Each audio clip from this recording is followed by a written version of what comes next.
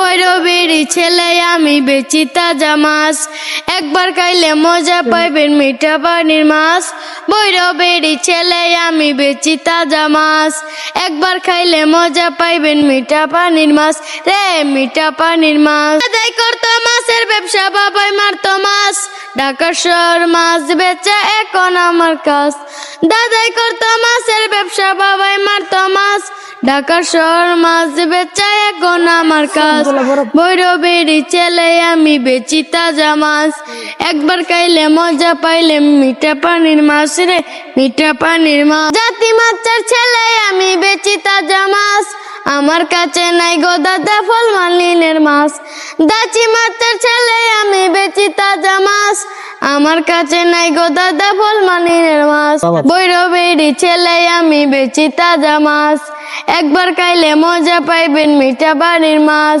ভৈরবের ছেলে আমি বেচি তাজা মাছ, একবার খাইলে মজা পাইবেন মিঠা পানির মাছ রে মিঠা পানির মাছ। জাতি মাছের ছেলে আমি বেচি তাজা মাছ, আমার কাছে নাই গো দাদা ফল মালিনের মাছ। জাতি মাছের ছেলে আমি বেচি তাজা মাছ, আমার কাছে নাই গো দাদা ফল মালিনের মাছ। ভৈরবের ছেলে আমি বেচি তাজা মাছ, একবার খাইলে মজা পাইবেন মিঠা পানির মাছ। ভৈরবের ছেলে আমি বেচি তাজা মাছ, একবার খাইলে মজা পাইবেন মিঠা পানির মাছ। বাবার নামটি কৃষ্ণ কমল আমি সুদর্শন, আকাশ দেওয়ানের কাছে গান শিখি এখন। বাবার নামটি কৃষ্ণ কমল আমি সুদর্শন, আকাশ দেওয়ানের কাছে গান শিখি এখন। আমার জন্য করবেন দুয়া সকলি আজ, আমার জন্য করবেন দুয়া সকলি আজ।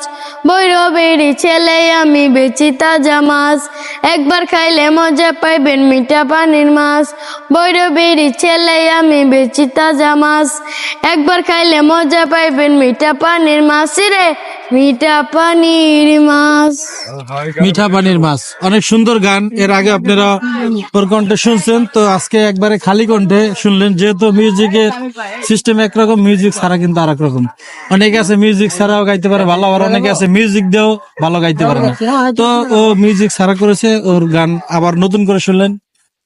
কেমন লেগেছে সেটা অবশ্যই কমেন্ট করে জানাবেন। আর ওরা যেহেতু পথে প্রান্তরে গান করে থাকে, অনেকেই ওদের গান শুনে কিন্তু খুশি হয়ে ওদেরকে বকশিস দিয়ে থাকে। তো আপনারা চাইলেও ওদেরকে আসলে বকশিস দিতে পারেন। স্ক্রিনে দেওয়া একটি নাম্বার দেখতে পাচ্ছেন, এটা হলো ওদের নাম্বার।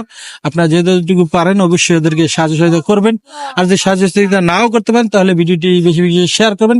আরেকটি বিষয় হলো কেউ অযথা ফোন দিয়ে তাদেরকে ডিস্টার্ব করবেন না। তো সবাই ভালো থাকবেন, আল্লাহ হাফেজ।